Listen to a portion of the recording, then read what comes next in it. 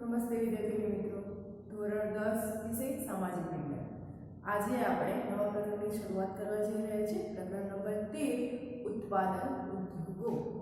હવે ઉત્પાદન એટલે શું તો અને ઉદ્યોગો એટલે શું? તો ઉત્પાદન એટલે કોઈ વસ્તુને આપણા વપરાશના યોગ્ય બનાવવી, અને ઉદ્યોગો બહુ સિમિલારિટી છે એની વચ્ચે કે ઉદ્યોગ એટલે શું તો કુદરતી સંસાધનો છે આપણી પાસે, અને એ કુદરતી સંસાધનોને આપણે આપણા વપરાશના યોગ્ય બનાવવા. કાચા શાકભાજી હોય, કાચું અનાજ હોય તો એ આપણે રોજ રોજ ખાઈ શકતા નથી, પણ એને રાંધીને સરસ મજાનું રોજ આપણે રોટલી, શાક, પૂરી, ખીચડી આ બધું બનાવી શકીએ છીએ અને એને ખાઈ શકીએ છીએ. તો એ આપણા વપરાશના યોગ્ય બને છે. તો એવા ઉદ્યોગો, અહીંયા મેં બહુ નાની સરખી વાત કરી છે, રસોઈનો ઉદ્યોગનું નામ ના દેવાય કારણ કે આપણે એ પ્રવૃત્તિમાં ગણીએ છીએ, જીવન જરૂરિયાતની પ્રવૃત્તિ છે. પણ આવી જ રીતે કુદરત આપણને જે વસ્તુઓ આપે છે અથવા તો જે પણ કુદરતી વસ્તુઓ છે એને આપણા વપરાશને યોગ્ય બનાવવા માટે મોટા પાયે જે કારખાના ચાલે છે અથવા તો મોટા પાયે જે ઔદ્યોગિક એકમો ચાલે છે તેને ઉદ્યોગો કહેવાય. સિંધુ ખીણની જે સંસ્કૃતિ છે આપણા ભારતની, તો એ સિંધુ ખીણની સભ્યતાથી આપણો ભારત દેશ છે એ આવા ઉદ્યોગોમાં આગળ પડતો રહ્યો છે. જો બહુ પહેલાની વાત કરીએ, આઝાદી પહેલાની, તો એ સમયે મોટા ભાગના લોકો ખેતી પર નિર્ભર હતા. હવે એ સમયે ત્યારે પણ લોકો કપડાં તો પહેરતા જ હતા. તો એ સમયે જ્યારે કપાસ હોય તો કપાસના જાતે રેસાઓ બનાવીને એને રેડિયાથી કે બીજા કોઈ સાદા યંત્રથી કાંતીને એવું સરસ એવા હાથ સાળથી પોતાના રૂમાલ હોય કે પોતાના વસ્ત્રો હોય આ બધું બનાવતા લોકો. સાડીઓ પણ બનાવતા. હાલ પણ પાટણમાં જે પટોળા છે તે પટોળા છે હાથથી જ હાથસાળ ઉપર બનાવવામાં આવે છે, અને એને લાગતા એને જે તૈયાર થતા આશરે 6 મહિના કે વર્ષ જેટલો સમય પણ નીકળી જાય છે. તો એ સમયે પણ આવી પ્રવૃત્તિઓ થતી એટલે ભારત દેશ સિંધુ ખીણની સભ્યતાની જે સંસ્કૃતિ હતી એ સમયથી ભારત દેશ છે એ ઉદ્યોગમાં આગળ પડતો રહ્યો. પણ અંગ્રેજોએ જે નીતિ અપનાવી, અંગ્રેજો શા માટે આવે તમને ખબર છે કે અંગ્રેજો છે એ આપણા ભારત દેશમાં જે મલમલનું કાપડ, રેશમી કાપડ છે, શણ, મરમરી, તીજાના છે, અમુક અલંકારો, વાસણો આ બધાથી એ લોકો પ્રભાવિત હતા, અને એમના વગર એમને ચાલે એવું પણ નહોતું. એટલે ખાસ કરીને જે કાચો માલ છે એ કાચો માલ અને ભારતની આવી કિંમતી વચિત વસ્તુઓ મળે છે એનાથી જાણ હતા, અને એટલા માટે અંગ્રેજો આપણા દેશમાં આવ્યા. તમને ખબર છે કે એમણે 100 વર્ષ કરતાં પણ વધારે શાસન કર્યું, પણ એ સમયે એમણે ભારતના હસ્ત ઉદ્યોગને સંપૂર્ણપણે એનું પડી ભાગે એવી નીતિ અપનાવી. ભારતમાંથી એ શણ છે, મરી મસાલા છે, રૂ જે કપાસ છે, કપાસમાંથી રૂ મળે છે, આ બધું કાચો માલ લઈ જતા પોતાના દેશમાં, અને ત્યાંના ઉદ્યોગોમાં એ તૈયાર કરીને એનું કાપડ જે આવે વિદેશમાંથી એને ખૂબ ઊંચી કિંમતે વેચતા. એટલે આપણા દેશમાંથી ખૂબ ઓછી કિંમતે લઈ જાય અને ત્યાંથી કાપડ આવે એ ખૂબ ઊંચી કિંમતે હોય. કેમ? કારણ કે એવી ટેકનોલોજીનો આપણા દેશમાં અભાવ હતો, પ્લસ એમનું શાસન, એમનું વર્ચસ્વ પણ હતું. અને આ બધી પ્રવૃત્તિઓ થતી જ રહી. આવું એક નહીં, એવી ઘણા બધા ઉદ્યોગોમાં આવી બધી અંગ્રેજોની નીતિ રહી કે આપણો જે ભારતીય ઉદ્યોગ, હસ્ત ઉદ્યોગ કે ગૃહ ઉદ્યોગ એ સંપૂર્ણપણે પડી ભાગે. એટલે આપણે એના પર ડિપેન્ડ રહીએ. તો આના લીધે ઉદ્યોગોમાં ઘણા પણ સારા નરસા દિવસો આવ્યા. આજની વાત કરીએ તો આજે આપણો ભારત દેશ છે એના ઘણા બધા દેશોમાં આપણો જે અન્ય રાજ્યોની સરખામણીમાં આપણો ભારત દેશ પણ ઘણા બધા ઉદ્યોગોની જે પ્રોડક્ટો છે બનતી એમાં મોખરે છે, નિકાસ કરે છે બહારના દેશોમાં. તો આપણે આજે આ ચર્ચા કરવાની છે આપણા ભારત દેશના ઉત્પાદનના ઉદ્યોગો, અને એ કયા કયા છે. તો ચલો ચર્ચા કરીએ. પહેલું છે પ્રસ્તાવનામાં આપણે જોઈએ તો મનુષ્ય દ્વારા પોતાની બૌદ્ધિક, સાંસ્કૃતિક અને આર્થિક ક્ષમતા પ્રમાણે જો વ્યાખ્યાને 3 ભાગમાં ડિવાઈડ કરી છે. જેમ કુદરતી સંસાધનો તમને આવડે કે કુદરતમાંથી મળતી વસ્તુઓની ઉપયોગ કરવાની મનુષ્ય પાસે બૌદ્ધિક અને શારીરિક ક્ષમતા હોય તો એને સંસાધન કહેવાય. સેમ એવું છે કે માણસ પાસે પોતાની બૌદ્ધિક શક્તિઓ હોય, સાથે સાથે સાંસ્કૃતિક એનામાં ક્ષમતા હોય અને એની સાથે સાથે એની આર્થિક ક્ષમતા પણ હોય. આ ક્ષમતા મનુષ્યમાં હોય ત્યારે એ કુદરતી સંસાધનોના રૂપને બદલાઈ શકે છે. તો મનુષ્ય પાસે રહેલી આર્થિક, બૌદ્ધિક અને સાંસ્કૃતિક ક્ષમતાને આધારે મનુષ્ય છે એ કુદરતી સંસાધનોને બદલવાની ક્ષમતા ધરાવે છે અને એ પ્રક્રિયા જ્યારે થાય છે ત્યારે એને ઉદ્યોગ કહીએ છે. શબ્દો વ્યાખ્યા વસ્તુ એવી છે કે એમાં તમે તમારી રીતે કંઈ પણ વધારા ઘટાડો જોડી ના શકો કે ઘટાડી ના શકો. હા, તમારી મૌલિકતાથી તમારે એને સમજૂતી આપવી હોય તો એમાં તમે સરસ એવા વાક્યો લખી શકો છો, પણ વ્યાખ્યા હોય એ પર્ટિક્યુલર જે હોય એ જ શબ્દોમાં, એ જ વાક્યમાં હોય, એમાં લાઈનોમાં કોઈ વધઘટ થાય નહીં, ત્યારે એ વ્યાખ્યા બને. કે કોઈ ચોક્કસ વ્યક્તિએ સ્પષ્ટપણે એનું નિદાન કર્યું છે, સ્પષ્ટપણે એને રજૂ કરેલી છે. તો ખાસ શબ્દ યાદ રાખવાના છે કે મનુષ્યની પોતાની બૌદ્ધિક, સાંસ્કૃતિક અને આર્થિક ક્ષમતા, આ ક્ષમતા અને એના લીધે એ કુદરતી સંસાધનોનું સ્વરૂપ બદલવા માટે સક્ષમ હોય અને એ સ્વરૂપ બદલી શકે ત્યારે એવી પ્રક્રિયા થાય તેને બૌદ્ધિક ક્ષમતા કહેવાય છે. એટલે પ્રથમ શબ્દોમાં બૌદ્ધિક, સાંસ્કૃતિક અને આર્થિક ક્ષમતા, સાથે સાથે શું, કુદરતી સંસાધનોને બદલવાની પ્રક્રિયા એટલે ઉદ્યોગ. તો આને ઉદ્યોગ કહેવાય છે. માણસ પાસે જો રૂપિયા હોય, આર્થિકનો શબ્દ અહીંયા તમે નાણાકીય રીતે સદ્ધર હોય એવું પાછું લેવાનું. હવે જો તમે આર્થિક રીતે સદ્ધર હોય, તમારી પાસે બહુ જ બધો રૂપિયા હોય કે તમે મોટા મોટા કારખાના છે, મિલો, ઉદ્યોગો, કંપનીઓ લઈ શકો, પણ તમારી પાસે આ બૌદ્ધિક ક્ષમતા ના હોય, તમારી પાસે એની સમજ ના હોય કે મારે એની શરૂઆત કેવી રીતે કરવી કે એને આગળ કેવી રીતે ધપાવવી, તો એ બૌદ્ધિક ક્ષમતા જ્યાં સુધી ન હોય ત્યાં સુધી કઈ જ મતલબ રહેતો નથી. એવી જ રીતે આપણી પાસે બુદ્ધિ હોય, ઘણી બધી હોય, કે બહુ ટેલેન્ટેડ માણસ હોય, પણ એ કોઈ નાનામાંનો એકમ પણ શરૂ કરવા માટે આપણી પાસે રૂપિયા જોઈએ. હવે રૂપિયા જ ના હોય તો ભલે અહીંયા ગમે એટલી આપણી પાસે બૌદ્ધિક ક્ષમતા હોય પણ આપણે ઉદ્યોગ શરૂ કરી શકીએ નહીં, કોઈ પ્રવૃત્તિ પણ એવી કરી શકીએ નહીં. અને સાંસ્કૃતિક પરિબળ જ્યાં લાગે છે ત્યાં આપણી રીત રિવાજો, આપણી રહેણી કહેણી એ બધું જ સાથે સમાવિષ્ટ થઈ જાય. સાંસ્કૃતિક એટલે કે જ્યાં આપણે અત્યારે શું છે, કાપડની જરૂરિયાત દરેક વ્યક્તિને છે, અલંકારો છે નાના મોટા દરેક વ્યક્તિ પહેરે છે, એટલે એ આપણી જીવનશૈલીને અનુરૂપ હોય એ પ્રમાણેની શક્તિ પણ આપણે વિકસાવવી પડે. આગળ જોઈએ આપણે. ભારત છે એ 18મી સદી સુધી તો વહાણો બનાવવાના જે સંશોધનો છે, એ ઉદ્યોગો છે, એમાં સૌથી આગળ પડતો હતો. એટલે ભારતમાં અત્યારે પણ આપણે જે વહાણો ભંગવાનું જે કહીએ છીએ એ સૌરાષ્ટ્રમાં, હું એનું અત્યારે નામ ભૂલી ગઈ છું, પણ એ શિપયાર્ડ છે, એ આખું જે વહાણો બંદરો ભંગવાનું છે ત્યાં એ મોટા પગનું કામ થાય છે. જ્યાં આપણને સરસ એવો દરિયા કિનારો મળ્યો છે, ગુજરાતમાં તો 100 કિલોમીટર લાંબો દરિયા કિનારો મળ્યો છે, તો એ આપણા માટે કુદરતી દેન કહેવાય. અને આપણે બંદરો વિકસાવ્યા છે કે જ્યાંથી બહારના દેશોમાંથી માલની આયાત નિકાસ આપણે કરી શકીએ. તો ભારત 18મી સદીમાં એ સમયે પણ વહાણો બનાવવા માટે પ્રથમ સ્થાને ગણાતો કેન્દ્ર હતું. સૌથી વધારે પાયામાં એ ઉદ્યોગ હતો. સાથે સાથે હસ્તકલા અને ગૃહ ઉદ્યોગો પણ એ સમયે આપણા ભારત દેશમાં થતા. અને અંગ્રેજોએ શું કર્યું તો કે કાચો માલ લઈ જતા, એટલે કે કપાસ લઈ જતા અને પોતાના જે ત્યાં દેશમાં બનેલો કોઈ કાપડ હોય, કોઈ વસ્ત્ર હોય, એ આપણા દેશમાં આવીને ઊંચી કિંમતે વેચતા. શું થયું તો કે આપણો ઉદ્યોગ હતો એ પડી ગયો. એ સમયે આપણી પાસે કોઈ ટેકનિકલ ઓજારો કે એવી કોઈ આધુનિકતા નહોતી.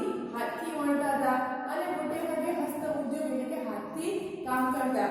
તો એ સમયે ખાસ કરીને કસબીઓ અને કારીગરો છે એ બેકાર બન્યા અને આપણા ભારતની સ્થિતિ છે એ વધારે કફોડી બની અંગ્રેજોની અનિતિથી. ઉદ્યોગોનું મહત્વ શું છે આપણા જીવનમાં અને આપણા દેશમાં પણ?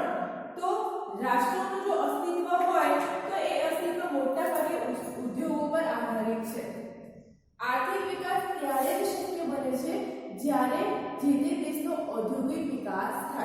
ઉદ્યોગોમાં તમે જુઓ તો વસ્ત્રો બને છે, પછી વાસણો, આપણે જીવન જરૂરિયાતમાં કેટલી બધી વસ્તુઓ છે તમે શોધજો તે બધા ક્યાંથી ઉદ્યોગો સંકળાયેલા છે. આપણા ઘરકામના વાસણો લો કે આપણું ફર્નિચર લો, ટીવી લો, ઇલેક્ટ્રોનિક ઉદ્યોગ, વાસણો, આપણા વસ્ત્રો છે, ગાડી છે, તો આ ઘણા બધા છે એ બધા જ ક્યાંક ને ક્યાંક ઉદ્યોગોને સંકળાયેલા છે. તો મુખ્ય કેન્દ્ર છે ઉદ્યોગ. જે તે દેશના ઉદ્યોગનું તંત્ર સારું હશે, એટલે કે સારા એવા ઉદ્યોગો હશે જે દેશમાં, તો એની આર્થિક મજબૂતી પણ સારી એવી હશે. જે દેશો ઔદ્યોગિક દ્રષ્ટિએ જેટલા વધારે વિકાસ પામ્યા છે એમની અર્થવ્યવસ્થા છે એ એટલી જ મજબૂત બની છે. એવા કયા દેશો છે? તો યુએસએ, રશિયા, જાપાન અને દક્ષિણ કોરિયા એ સમૃદ્ધ વિકસિત રાષ્ટ્રો છે એ બન્યા છે. સાથે સાથે ભારત છે એ ભારતમાં સમગ્ર રાષ્ટ્રીય ઉત્પાદનમાં જે ઉદ્યોગો છે, ઉત્પાદિત ઉદ્યોગો, એમનો ફાળો છે એ 29% છે. એટલે કે ભારત પણ આ જે ઉદ્યોગો છે એ ઉદ્યોગો તો ઉત્પાદનમાં આગળ પડતા છે, એમના ત્યાં ઉદ્યોગો સારા એવા પ્રમાણમાં વિકસિત થયા છે, પણ સાથે સાથે આપણો ભારત દેશ પણ એ હરીફાઈમાં સાથે જવા જઈ રહ્યો છે અને 29% ફાળો છે એ ઉત્પાદન ઉદ્યોગોમાં આપણા ભારત દેશનો પણ છે. ઈસવીસન 1853 માં ચારકોલ આધારિત પ્રથમ લોહ ગાળણ ઔદ્યોગિક એકમ છે એ આપણા ભારતમાં સ્થાપવામાં આવ્યું.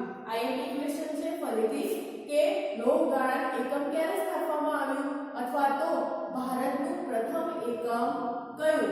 ઉત્પાદન ઉદ્યોગોનું ભારતનું પ્રથમ એકમ કયું બનાવી શકાય? આવા ટૂંકા પ્રશ્નોમાં કે આઈએમપી તમારા એમસીક્યુમાં પણ પૂછાઈ શકે. તો કે લોહ ગાળણ એકમ છે એ ભારતનું પ્રથમ ઔદ્યોગિક એકમ છે અને એ 1853 માં સ્થાપવામાં આવ્યું. સૌપ્રથમ સફળ પ્રયત્ન પણ 1854 કુલટીમાં કાચું લોખંડ બનાવવાનું કારખાનું છે એ સ્થપાવ્યું. એટલે જો 1874 માં પણ કુલટી અને કાચું લોખંડ શબ્દો સંકળાય આવે, એટલે કાચું લોખંડ ક્યારે ભારતમાં કઈ જગ્યાએ સ્થપાવ્યું? તો કુલટીમાં. કઈ સાલમાં? તો ઈસવીસન 1874 ની સાલમાં. અને આ કારખાનું છે અમુક સમય ચાલ્યું પણ બંધ પડ્યું, અને બંધ પડ્યું ફરીથી લોખંડની વપરાશો, આ લોખંડની કેટલી બધી વસ્તુઓ આપણે જે વસ્તુ વપરાશમાં લઈએ છે, બારી બારણાની ફ્રેમો લો, ગાડી છે કે ટુ વ્હીલર છે તો ટુ વ્હીલરમાં પણ લોખંડ વપરાય, ઓજારો છે તો ઓજારોમાં પણ લોખંડ વપરાય, તમે બળદગાડાની નાની મોટી ખીલથી લઈને મોટી હથોડી છે, મોટા એવા મશીનો પણ લોખંડથી બનાવેલા હોય. એટલે સૌથી વધારે લોખંડનો વપરાશ થાય. અને કાચું લોખંડ ગાળણ એટલે શું? તો કે લોખંડને જ્યારે ગાળો, કોઈ પણ ધાતુને જ્યારે ગરમ તાપમાન હોય તે ગરમ તાપમાનમાં એ પીગળે છે, એટલે લોખંડને ગાળીને અને સરસ એવા ઓજારોનો આકાર આપવામાં આવે તો એ આ લોખંડના જે ઉદ્યોગો છે એમાં પ્રવૃત્તિ થાય. એટલે કુલટીમાં કાચું લોખંડ બનાવવાનું કારખાનું ક્યારે? ઈસવીસન 1874 માં. અને એ કારખાનું બંધ થયું, પણ 1881 માં એ ફરીથી સ્થપાયું, ફરીથી એક શરૂઆત થઈ ગઈ અને લોખંડ ગાળવાની પ્રવૃત્તિ થઈ. ઈસવીસન 1997 માં જમશેદપુર શબ્દ આવે એટલે ટાટા કંપની, ટાટાનું લોખંડ પોલાદની કંપની છે એ સ્થપાઈ. ક્યારે? તો ઈસવીસન 1997. હમણાંની જ વાત કહીએ કે આપણે જે બહુ સમય સદીઓનો નથી, પણ ઈસવીસન 1997 માં જમશેદપુર ટાટા પોલાદની લોખંડ કંપની એ સ્થપાઈ. કઈ જગ્યાએ? જમશેદપુરમાં સ્થપાઈ. અને 1997 માં તો એ સમયે જે ભારતનો ઉદ્યોગ છે એની શરૂઆતની જે વિકાસ છે એને ગતિ મળી, અને ઉદ્યોગો છે એ પછીના વર્ષોમાં હાલ ભારતમાં ઘણા બધા ઉદ્યોગો છે સ્થપાયા. હવે આગળ વાત કરીએ આપણે ઉદ્યોગોનું વર્ગીકરણ. ઉદ્યોગોનું વર્ગીકરણ આમ મુખ્ય 3 પ્રકારે થાય. ઘણા બધા પ્રકારો છે અલગ અલગ, પણ મેઇન પ્રકારો હોય ત્યારે વર્ગીકરણની રીતે તમારે આ 3 પ્રકારો યાદ રાખવાના. કયા? તો કે માનવ સર્જિત, માલિકીની દ્રષ્ટિએ અને કાચા માલના શોધના આધારે.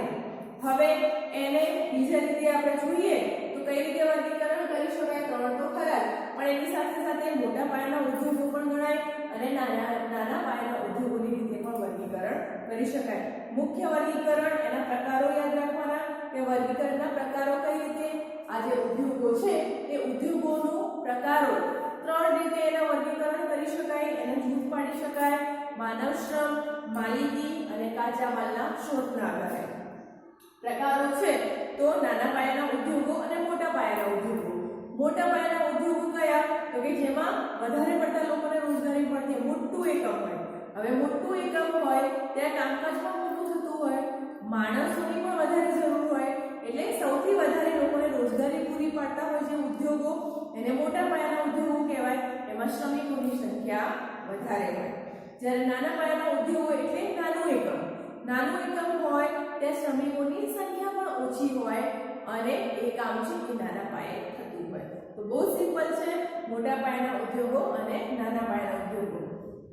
આના સિવાય જો એક લાઈનમાં યાદ રાખવાનું તમને યાદ રહે તો કે સાથે સાથે ખાનગી સાહસો છે, જાહેર સાહસો છે અને સંયુક્ત સાહસો પણ છે.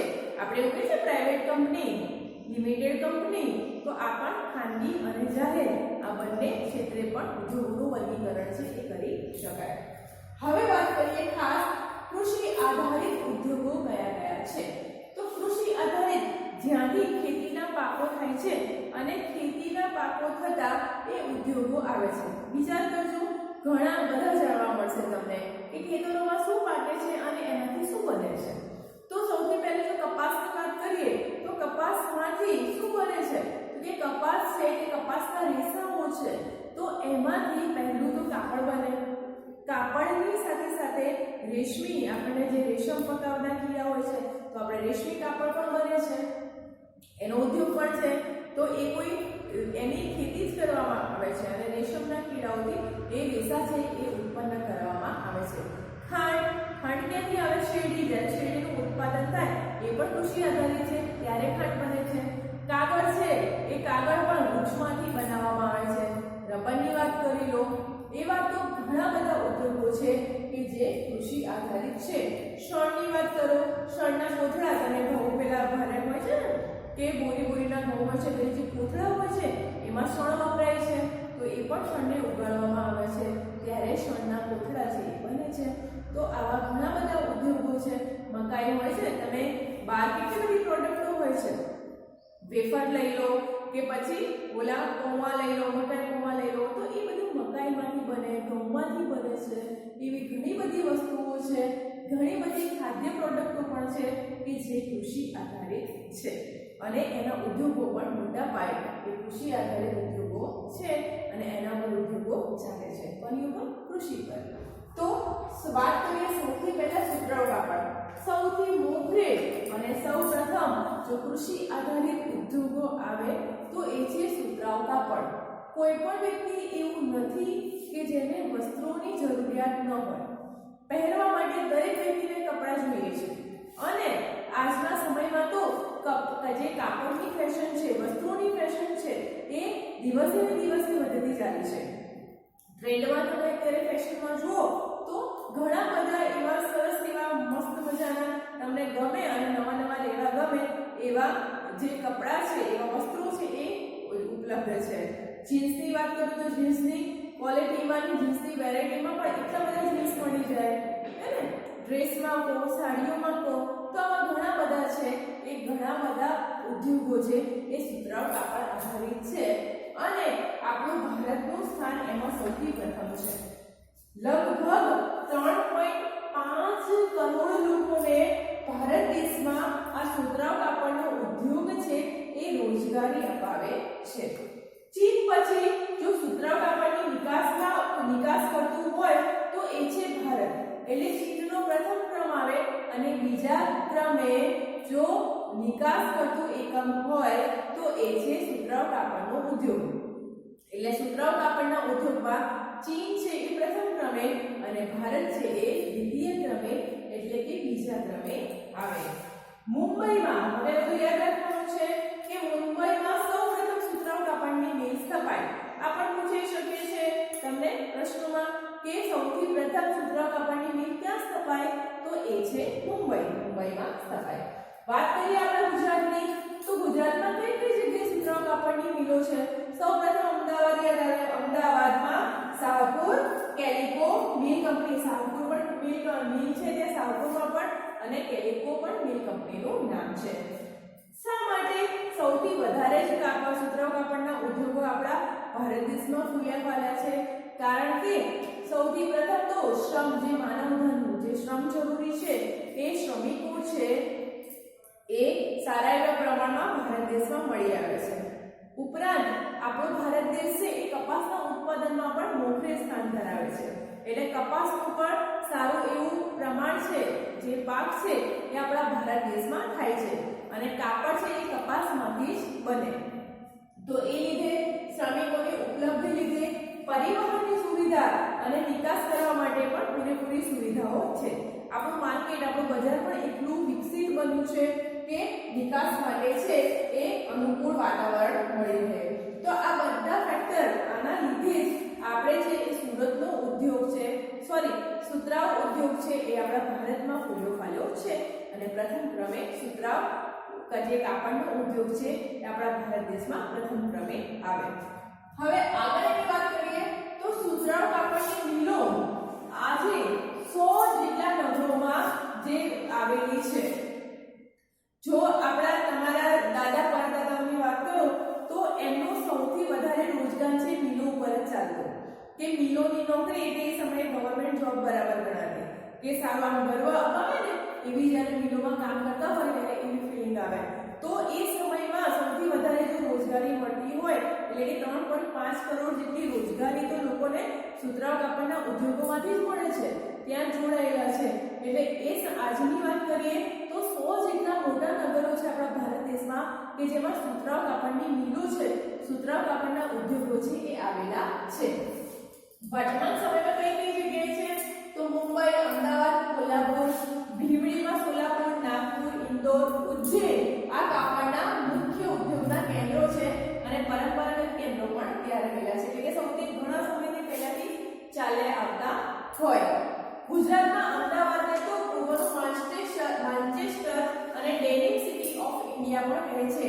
આ પણ ખાસ મોસ્ટ આઈએમપી ગુજરાતનું માન્ચેસ્ટર અને ડેનિમ સિટી ઓફ ઇન્ડિયા તરીકે કોને ઓળખાવવામાં આવે છે તો અમદાવાદને. અમદાવાદ સુતરાઉ કાપડના ઉદ્યોગો તરીકે કયા નામ મેળવ્યા છે તો ડેનિમ સિટી ઓફ ઇન્ડિયા અને પૂર્વનું માન્ચેસ્ટર.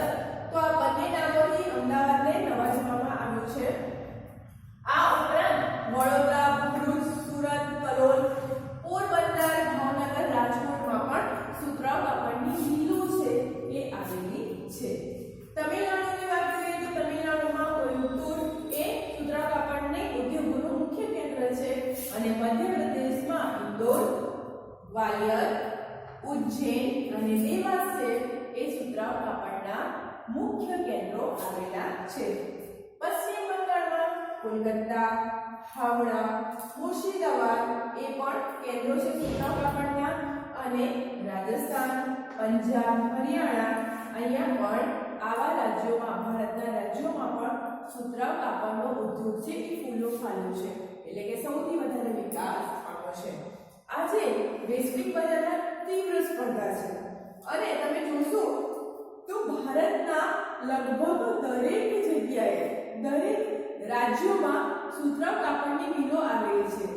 એ મુંબઈની વાત કરી લો કે મહારાષ્ટ્રમાં કોઈ જગ્યાએ હોય, તમિલનાડુ હોય, પશ્ચિમ બંગાળ હોય કે રાજસ્થાન હોય, તો દરેક જગ્યાએ મુખ્ય કેન્દ્રો છે એ સુતરાઉ કાપડના ઉદ્યોગોના છે.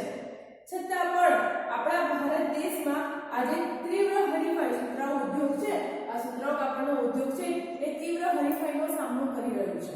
શા માટે તો બધું જ છે આપણી પાસે, સારું એવું વાતાવરણ છે, વૈશ્વિક બજારો પણ સારી અનુકૂળ ધરાવે છે, સસ્તો કપાસ છે એ પણ મળી આવે છે દેશમાં, અને શ્રમ પણ મળી આવે છે સરળતાથી. તો શા માટે?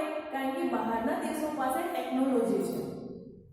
કૃત્રિમ રેસાઓ અત્યારે તમે જુઓ તો આપણા તકિયા તમે જુઓ કે સાદા કપાસના બનેલા હોય, સાદું રૂપ હશે તો સમય જતા બેસી જશે, અને અત્યારે કેવા આવે છે વોશેબલ રૂપ, એટલે કે કૃત્રિમ રેસાઓ. તો કૃત્રિમ રેસાઓ છે તો એના જ ગાદલા અને એના તકિયા જોવા મળશે. શા માટે? સમય જતાં એ સરસ સોફ્ટ જ રહેશે અને એના લીધે ગ્રાહક પસંદ કરશે તો કોને કરશે?